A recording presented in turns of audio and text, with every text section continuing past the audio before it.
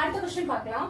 கம்பி, மரம் மற்றும் கட்டுமான பொருட்கள் இதெல்லாம் கொடுத்துட்டு ஒரு வரைபடம் மாதிரி வெண்படம் மாதிரி கொடுத்து இந்த வென் டயகிராம் எது கரெக்ட் அப்படின்னு மாதிரி கேட்டிருந்தாங்க.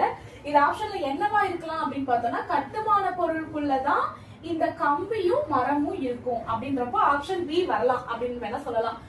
கட்டுமான பொருளுக்குள்ள இந்த கம்பியும் மரமும் இருக்கும் அப்படின்னா ரெண்டுமே கட்டுமான பொருள் தானே, கம்பியும் மரமும் ரெண்டுமே கட்டுமான பொருட்கள் தானே, சோ அதுக்குள்ள இது வரலாம். சோ அப்ப அடுத்தது மெய்யுணர்வு ஒரு டிரான்ஸ்லேஷன் கொடுத்திருக்காங்க. இந்த மாதிரி டிரான்ஸ்லேஷன் கொஸ்டினும் நம்மளோட வீடியோல வந்து அப்லோட் ஆயிருக்கும், வாட்ச் பண்ணிக்கோங்க. மெய்யுணர்வு அப்படின்னாக்க நாலேஜ் ஆஃப் ரியாலிட்டி அப்படின்றது தான் மெய்யுணர்வு.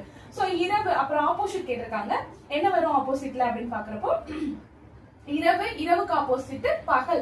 அப்ப பகலுக்கு தமிழ் மீனிங் வந்து எள்ளு, இரவுன்றது இல் அப்படின்னு வரும் தமிழ்ல, தூய தமிழ் அப்படின்றப்போ இல் அப்படின்னு வரும் இரவு. சோ எல் அப்படின்றது பகல், எல் அப்படின்றது பகல். சோ இதுக்கு எல்லுனா பகல்னு நம்ம தெரிஞ்சா மட்டும்தான் இதுவே ஒரு ட்விஸ்டட் क्वेश्चन தான். டைரக்டா அவன் பகல்னே கொடுத்திருக்கான், அதுதான் அவன் எல்லுன்னு கொடுத்திருக்கான்.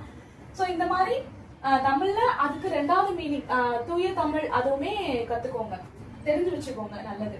சோ அடுத்து கார் வந்து பெட்ரோல், பெட்ரோல்ல தான் கார் ஓடுது அப்படின்னாக்கா அப்ப மின்சாரம், மின்சாரம் இருந்தாதான் தொலைக்காட்சி வந்து இயங்க முடியும். அதுக்கு ரிலேட்டடா இருக்க எதுவுமே அதுக்கு சூட் ஆகுற மாதிரி இருக்காது. ஏன்னா ஆண்டனா, கேளிக்கைகள், ஒளித்திரை அப்படின்னு இருக்கும். சோ எதன் மூலமா இயங்குது அப்படின்னா கேட்டிருக்காங்க, பெட்ரோல் மூலமா தான் கார் இயங்குதுன்னா அப்ப மின்சாரம் மூலமா தான் தொலைக்காட்சி இயங்கும். Okay, thank you.